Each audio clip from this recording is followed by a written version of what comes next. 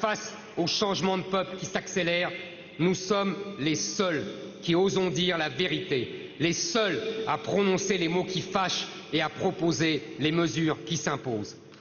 En 2019, la France a laissé entrer sur son sol entre 350 000 et 400 000 étrangers, soit bien plus que la ville de Nice, qui est pourtant la 5e ville de France.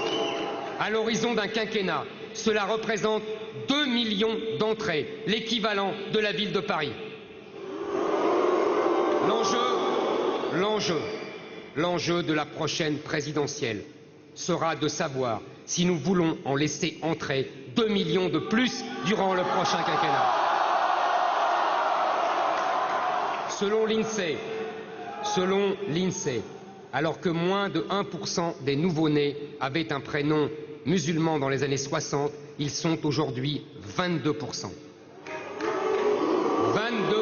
22%. Quel pourcentage demain? Imaginez l'ampleur du changement culturel, démographique et humain inédit que nous traversons. Hier, le système médiatique le niait. Aujourd'hui, il le célèbre. Demain, il nous dira que nous n'avions pas le choix. Ils mentent. Nous avons le choix. Nous avons le pouvoir de choisir le destin civilisationnel de notre pays.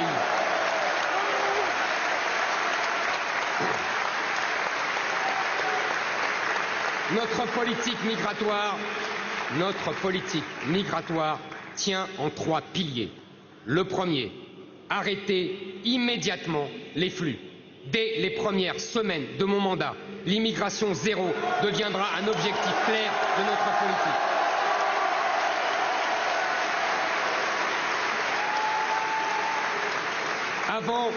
Avant l'été prochain, je veux limiter le droit d'asile à une poignée d'individus chaque année pour redonner son sens à ce droit dévoyé.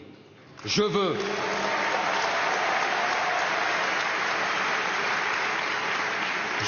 exiger que les demandes d'asile soient formulées dans nos consulats pour éviter l'installation des déboutés qui ne repartent jamais. Je veux supprimer le droit au regroupement familial et réduire drastiquement l'immigration familiale.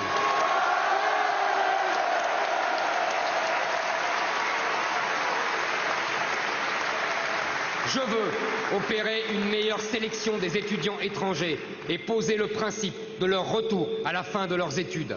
Je veux démanteler les filières d'immigration clandestine, mettre hors d'état de nuire les associations qui ramènent ces migrants en Europe.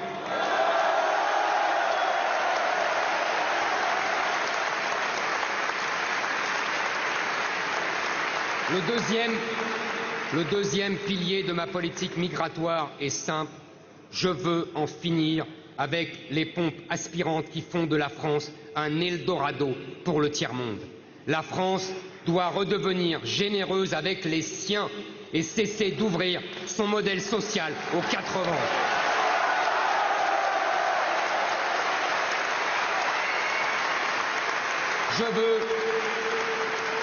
Je veux supprimer les aides sociales pour les étrangers extra-européens, supprimer l'aide médicale d'État.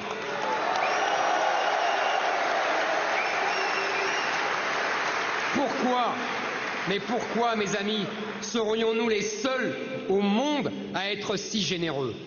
Je veux supprimer le droit du sol.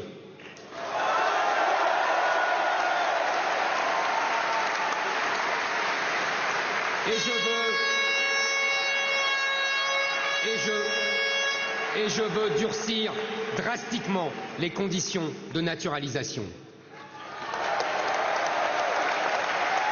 Le troisième pilier de ce plan s'intéresse aux étrangers qui sont déjà installés en France. Je veux renvoyer systématiquement tous les clandestins présents illégalement sur notre sol.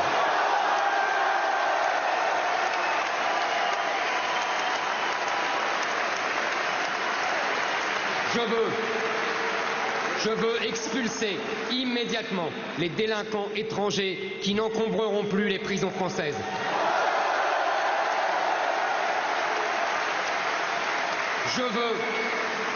Je veux déchoir de leur nationalité française les criminels binationaux. Je veux expulser les chômeurs étrangers au bout de 6 mois de recherche d'emploi infructueuse. Tant de pays démocratiques le font. Pourquoi pas nous? Toutes ces mesures seront soumises au peuple français par référendum pour qu'il les approuve.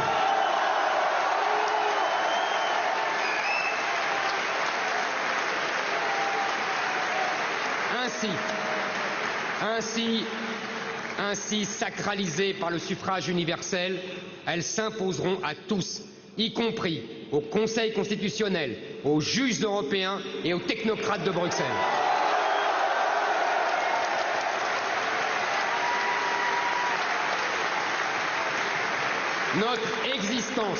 Notre existence en tant que peuple français n'est pas négociable. Notre survie en tant que nation française n'est pas soumise au bon vouloir des traités ou des juges européens. Reprenons notre destin en main.